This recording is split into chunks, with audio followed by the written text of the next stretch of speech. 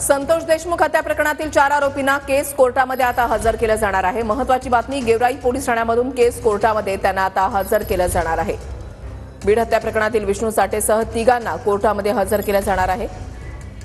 या 4 आरोपींना पोलीस कोठडी सुनावण्यात आलेली आहे आणि आज त्यांची पोलीस कोठडी संपतेय। त्यांना आता पुन्हा आज केस कोर्टामध्ये हजर केलं जाईल।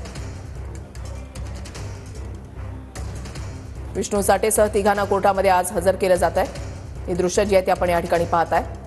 संतोष देशमुख हत्या प्रकरणामध्ये 7 आरोपी, त्याच्यापैकी 4 आरोपींना अटक करण्यात आलेली आहे। त्यांना पोलीस कोठडी सुनावण्यात आलेली आहे। त्यांची पोलीस कोठडी आज संपतेय आणि या चौघांनाही आज केस कोर्टामध्ये पुन्हा एकदा हजर केलं जाणार आहे।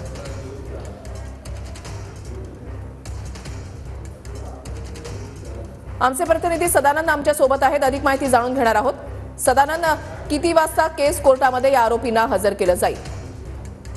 निश्चितच आपण जर बघितलं तर सुरुवातीला संतोष देशमुख यांच्या हत्या प्रकरणात जयराम साठे, महेश सदास, प्रतीक घुले व त्यानंतर छत्रपती संभाजीनगर येथून विष्णू साठे या आरोपीला अटक करण्यात आली होती आणि त्यानंतर जे आहे त्यांना बीड येथील शेअर पोलीस ठाण्यात ठेवण्यात आलं होतं। मात्र वाल्मिक कराड यांना बीड येथील शेअर पोलीस ठाण्यात ठेवल्यानंतर त्यांना गेवराईत हलवण्यात आलं होतं आणि आज त्यांची पोलीस कोठडी संपल्यानंतर मूळ इथे केज पोलीस ठाण्यात त्यांना दाखल करण्यात आला आहे आणि केज पोलीस ठाण्यात त्यांची प्राथमिक माहिती भरून किंवा जे फॉर्मॅलिटी पूर्ण करून एखाद्या दिवस त्यांना पुन्हा इथे मेडिकल केलं जाऊ शकतं केजच्या दवाखान्यात। त्यानंतर जे आहे त्यांना केज येथील न्यायालयात हजर केलं जाणार आहे आणि केज येथील न्यायालयात हजर केल्यानंतर त्यांची हिअरिंग होईल आणि या हिअरिंग नंतर जे आहे ते त्यांना पुन्हा पोलीस कोठडीसाठी किंवा न्यायालयीन कोठडीसाठी हे पाहणं महत्वाचं आहे। त्याचबरोबर आजची जी आहे ते महत्वाची सुनावणी असणार आहे, कारण या आरोपींची पहिली पोलीस कोठडी आज संपत आहे। त्या अनुषंगानं आज या आरोपींना केज येथील पोलीस ठाण्यात आणण्यात आला आहे आणि यानंतर हिअरिंग होईल आणि हिअरिंग नंतर पुढं काय होणार आहे तेही पाहणं महत्वाचं ठरणार आहे। नक्कीच धन्यवाद ज्ञानेश्वर लोंढे, तुम्ही दिलेल्या सविस्तर माहितीसाठी।